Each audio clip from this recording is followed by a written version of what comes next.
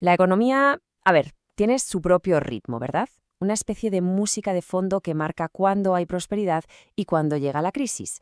Bueno, pues hoy vamos a intentar descifrar esa partitura, desde el motor que lo mueve todo, que es el crecimiento, hasta el estallido final de las burbujas. Seguro que nos hemos preguntado más de una vez por qué la economía se parece tanto a una montaña rusa. Un día parece que todo va hacia arriba, sin frenos, y al siguiente estamos en caída libre. Pues esa es la gran pregunta que vamos a explorar en este análisis. Aquí tenemos la hoja de ruta. Empezaremos con la idea de la montaña rusa. Luego veremos qué es el crecimiento. Nos meteremos de lleno en los ciclos. Veremos cómo se forman las burbujas. Y lo más importante, ¿por qué nos debería importar todo esto? Vamos al lío. Lo primero es lo primero. Vamos a situarnos. Hay que pensar en la economía no como una línea recta que siempre sube, sino como un viaje lleno de curvas, con subidas que dan euforia y bajadas que, bueno, dan bastante vértigo. Claro, para poder entender esos altibajos, primero hay que saber qué es lo que empuja el carrito hacia la cima de la montaña rusa. Así que vamos a hablar del motor de todo esto, el crecimiento económico. ¿Y qué es exactamente? Pues, en pocas palabras, es un aumento del valor real de todo lo que produce una economía. Y fíjense que he puesto énfasis en real, porque esa palabra es la clave de todo. Para medirlo, lo que solemos usar es el famoso Producto Interior Bruto, el PIB, que no es más que la suma de todo lo producido. Y aquí está el quid de la cuestión, la diferencia entre crecimiento real y nominal. A ver, el crecimiento nominal puede ser un espejismo. Si un país se pone a imprimir más dinero, los precios suben y parece que todo crece, pero en realidad no se están produciendo más cosas. Nadie es más rico. El crecimiento real, en cambio, es el que descuenta el efecto de la inflación. Mide si de verdad se están produciendo más bienes y servicios. Ese, y no otro, es el que de verdad importa.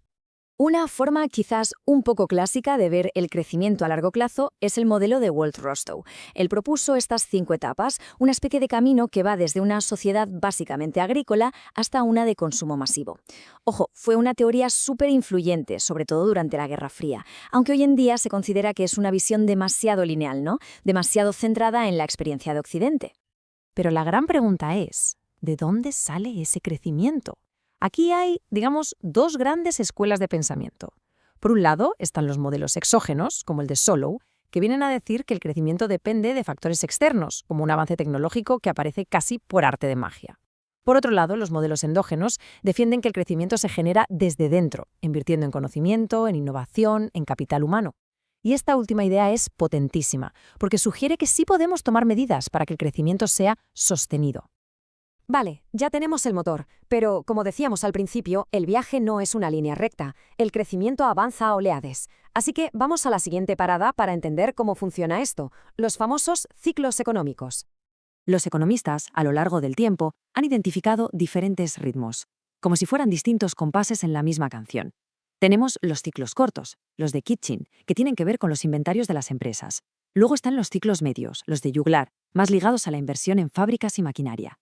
Y finalmente, las grandes ondas largas de Kondratiev, que pueden durar décadas y suelen estar vinculadas a grandes revoluciones tecnológicas. Y la historia de Kondratiev es tremenda. Imagínense la escena. En la Unión Soviética de Stalin, este economista, basándose en sus estudios, llegó a la conclusión de que el capitalismo, a pesar del batacazo del 29, se iba a recuperar. Por defender esa idea, que iba totalmente en contra de la doctrina oficial del régimen, fue arrestado y finalmente ejecutado. Una historia verdaderamente trágica de cómo la ciencia puede chocar con la ideología. Y aquí entra en juego otro pensador clave, Joseph Schumpeter, que nos regaló un concepto potentísimo para entender los ciclos: la destrucción creativa. La idea es que el motor del capitalismo es una especie de tormenta continua en la que lo nuevo arrasa con lo viejo. El smartphone destruyó a la cámara de fotos compacta, Netflix al videoclub, y así constantemente. Esto, claro, crea ganadores, perdedores y un ciclo de renovación que no para nunca. Pero a veces, esa fase de auge, ese optimismo, se despega por completo de la realidad. Es el momento en que la psicología humana, con sus miedos, su codicia y su efecto rebaño, toma el control. Y ahí, justo ahí, es cuando entramos en el territorio más peligroso del ciclo. Y es que las burbujas casi siempre siguen un guión muy predecible. Empiezan en una fase de sigilo, donde solo unos pocos visionarios o afortunados invierten. Luego llega la conciencia, cuando los medios empiezan a hablar del tema. A eso le sigue la manía, esa euforia colectiva donde todo el mundo entra por miedo a quedarse fuera. Y finalmente el estallido, cuando la realidad se impone de golpe y todo se viene abajo. Y que nadie piense que esto es algo nuevo. El ejemplo del libro es la famosa tulipomanía en Holanda en el siglo XVII. La especulación llegó acá al punto que un solo bulbo de tulipán podía costar lo mismo que una casa en el centro de Ámsterdam. Una locura colectiva en toda regla. Ahora peguemos un salto hasta nuestra era. La burbuja de las .com se basó en la idea de que Internet lo cambiaba todo, que era un nuevo paradigma donde las viejas reglas de la economía ya no valían.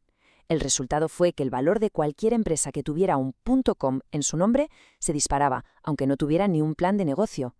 Y el ejemplo más reciente, y para muchos el más doloroso, la crisis inmobiliaria de 2008. Todo se construyó sobre una creencia que se convirtió casi en un dogma de fe, que el precio de la vivienda nunca podía bajar. Ya sabemos todos cómo acabó esa historia. Muy bien, hemos visto la teoría, los ciclos, los ejemplos, pero al final del día, ¿por qué nos tiene que importar todo esto? ¿Cuál es el impacto real de estos ritmos económicos en la vida de la gente? Vamos a resumir las ideas clave para que queden claras. Primero, el crecimiento es el motor, pero no es un camino de rosas. Segundo, los ciclos son inevitables, forman parte del ADN de la economía. Tercero, la innovación, esa destrucción creativa, es un arma de doble filo. Trae progreso, sí, pero también inestabilidad. Y por último, y quizá lo más importante, hay que estar muy atentos a ese momento en que el optimismo se convierte en euforia irracional, porque justo ahí es donde nacen las burbujas más peligrosas. Y todo esto nos deja con una pregunta final flotando en el aire. Ahora que conocemos la partitura, que entendemos los patrones de estos ritmos económicos, ¿seremos capaces algún día de suavizar sus vaivenes más bruscos? ¿O estamos condenados a bailar al mismo son una y otra vez? La respuesta, quizás, es la que definirá nuestro futuro. Gracias por acompañarnos.